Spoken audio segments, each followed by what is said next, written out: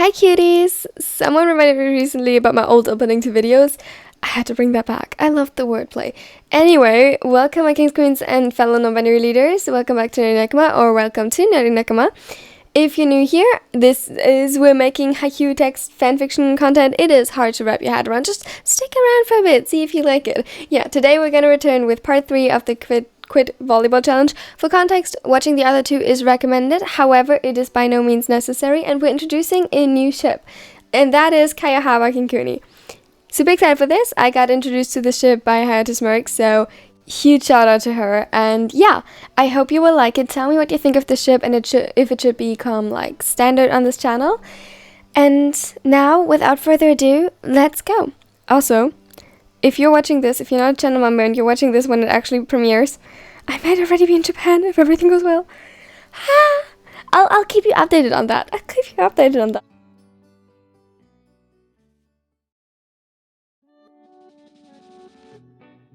Hinata created the Quit Volleyball group chat. Hinata added Bokuto, Sakusa, Aikawa, and Kyotani to the group chat. Oh nice, we have a group chat now. Whatever this is, I'm out. Sakusa left the group chat. Hinata added Sakusa to the group chat. What is this? Just hear me out. I'm not quitting volleyball. Oh dear Mad Dog-chan, give the man a minute to speak. Thank you, Aikawa-san. So, Bokuto already knows this, but I thought about a challenge. Sakusa left the group chat. Bokuto added Sakusa to the group chat. Why? Ami-san, please. Just let me explain.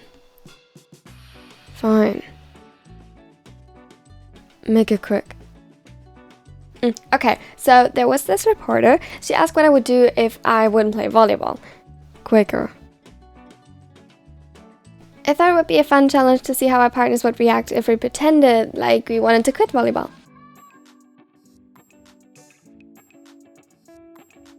I like the sound of that. If Aikawa likes it, that's a bad sign. Gasp. How dare you, Ami-kun? Don't call me that.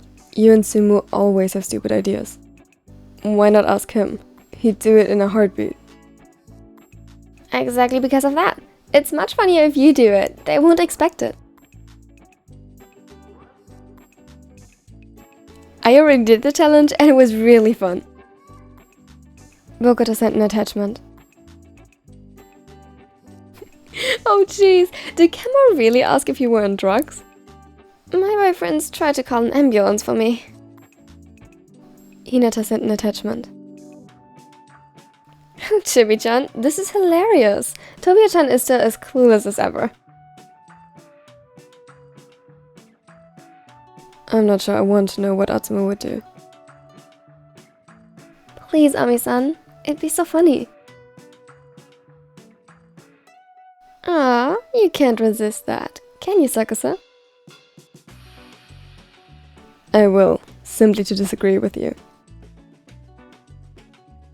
Heartless.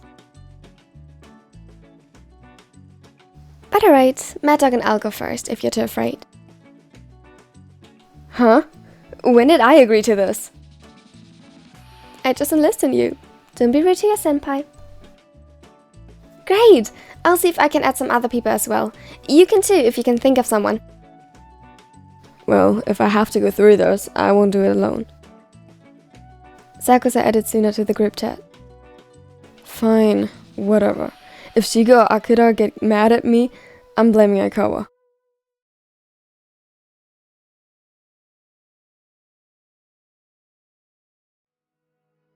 Kyotani shut his locker with more force than necessary while grumbling under his breath. He shouldered his back annoyed, which didn't get better when he caught Tsukishima's skeptic gaze. Whatever message could have turned your mood so awful? You're usually so disgustingly in love when thinking about going home to your boyfriends. Shut up, as if you are any better at this than me. Besides, your boyfriend is the whole problem. Tsukishima's face darkened and he gritted his teeth together in visible agitation. Kyotani saw him often annoyed, but this was new, and for a moment he paused. "And what exactly is your problem with my boyfriend?" His words were filled with cold venom, much unlike the half-friendly banter they finally arrived at after playing together for the Frogs for a while. "Hinata invited me to some stupid group chat with some stupid challenge." "Telling your boyfriends that you'd quit volleyball?" He nodded briskly, and Tsukishima burst out laughing, the air of anger dissipating around him. He relaxed and shouldered his own bag as he turned to the door. "Yeah, he did that to his too. Good luck with that." "Oh, fuck you. You know, you could simply not do it." "You mean like a coward? As if." Tsukishima threw a last condescending gaze at him, paired with this infuriating smirk on his face that made Kyotani want to punch him. The door shut behind him, almost as forcefully as his locker. Kyotani stared at it in frustration, knowing very well that it'd earn him his boyfriend's disapproval. As if reading his thoughts, Kunimi appeared in the doorframe, though he looked rather indifferent. He had his phone still in hand and glanced up at him. His apathetic attitude could fool many into believing he wasn't paying attention, but Kyotani saw the analyzing look in the dark eyes. He tried ignoring it as he proceeded to take off his shoes. "Had a bad day at practice?" He shrugged his shoulders instead of giving a verbal reply and brushed past him to put his practice clothes into the washing machine. "Kentaro, if you don't want to talk right now, say that, but don't give me the silent treatment." A small frown coined Kunimi's expression, and in his gaze lay a quiet warning. For a moment, it only served to irritate him further. He clenched his jaw and took a deep breath. "Sorry, let me put these away. I'm not sure I'll need them anymore." Kunimi's frown deepened, but he didn't get the chance to reply. Kyotani quickly rushed off. By the time he returned, Kunimi must have explained what happened to the other two, because he was greeted by all three of them in the living room. Images of how Bokuto's attempts at the challenge ended came to mind, but they looked more between annoyed and concerned. "Hey, Ken, are you okay? It sounded like you had a hard day." Yahaba fumbled with his fingers a little nervously. "What is this? An intervention?" "No, we just want to figure out what's gotten you so pissed off." Kindaichi gently reached for his hand and pulled him closer. He had a soft smile on his lips and rubbed over the back of his hand, soothingly. "We don't like seeing you mad or exhausted, so if there's anything we can do to help, just say what it is." Kyotani felt his cheeks heat up and looked away bashfully. This wasn't exactly the reaction he expected, though, to be honest, he hadn't paused to think about how they would react at all. "Akira said you mentioned that you wouldn't need your jersey anymore, but that makes no sense." "It does. I'm quitting." A heartbeat of silence filled the room, and he could feel their gazes pouring into him, even though he reciprocated none of them. "Wait, Kentaro, are you serious?" Kindaichi stared at him incredulously, and under his gaze Kyotani could muster little more than a shaky nod. He took a deep breath to try and prepare himself for whatever would follow, and explaining to them that it was a challenge, praying that they wouldn't be mad. "What happened?" "Nothing." "Don't lie to us. We know you. You were obsessed with volleyball since forever. The only one I know who is more obsessed with it is Aikawa." He stayed silent, which evidently was the wrong choice, as he noticed their agitation growing. "Wait, I'm sorry if that sounded forceful, but please explain. You can't just drop something like that and then shut us out." "Ken, are you sure you're okay? Please, if there's something wrong, I want to help you." His heart broke a little at the shake in Yahaba's voice. When he looked up, he found both him and Kunimi searching his face for answers, worry etched into their features. Nothing is wrong. Bullshit, you would never... No, I mean it. It was a challenge. I'm sorry for worrying you. He closed the distance between them and pulled both of them into his arms while reaching out one hand to Kindaichi to make him join their embrace as well. Kunimi half offended but leaned into his touch regardless. You know I'm mad at you, right? He gulped, only reassured that it wasn't too bad by the way the dark kid pulled him closer. I'm sorry.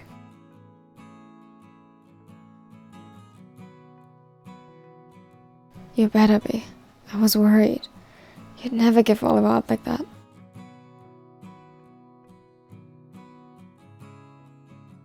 KyoHaba nodded silently in agreement, and Kindaichi let out a sigh while rubbing soothing circles over Kyotani's back, likely to soothe himself more than anything. Yeah, it was really odd hearing you say that.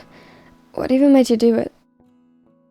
The spiker groaned and hid his face further in the embrace, his cheeks burning with an embarrassed blush. Hinata Shoyo suggested it, and that idiot Aikawa made me do it. At that, Kindaichi laughed and hugged them close once more before separating. KyoHaba nudged him in the side sternly. Don't call him that. No, it fits. So, do you have a group chat or something for the results?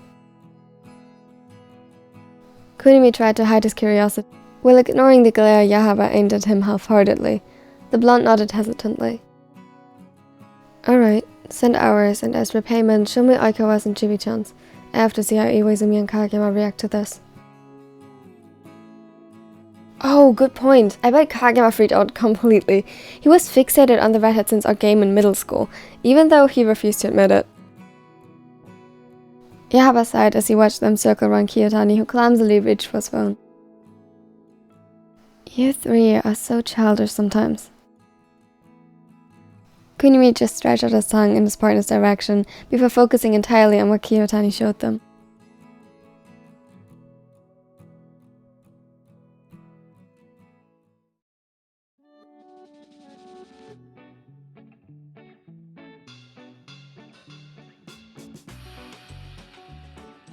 Chibi-chan, you idiot! Tobio called Suga and basically warned him. I'm sorry, I didn't know he would do that. And now I have to watch Godzilla again.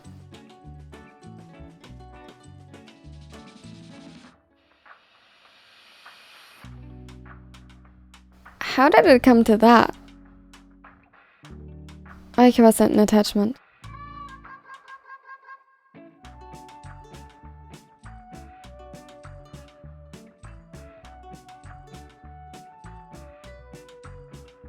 It's kinda sweet how they're worried though. Yeah, my boyfriends are simply the best. The fact that Suga joined you is wild to me.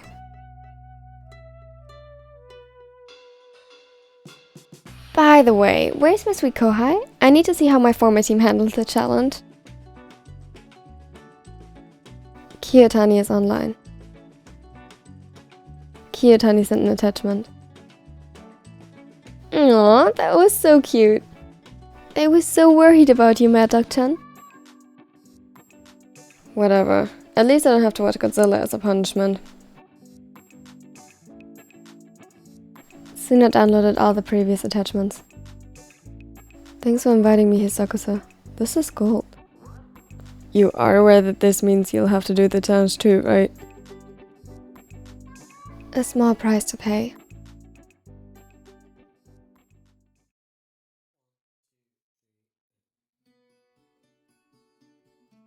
Thank you so much for watching to the end. I really hope you enjoyed it. If you did, don't forget to leave a like and subscribe and tell me what you thought in the comments.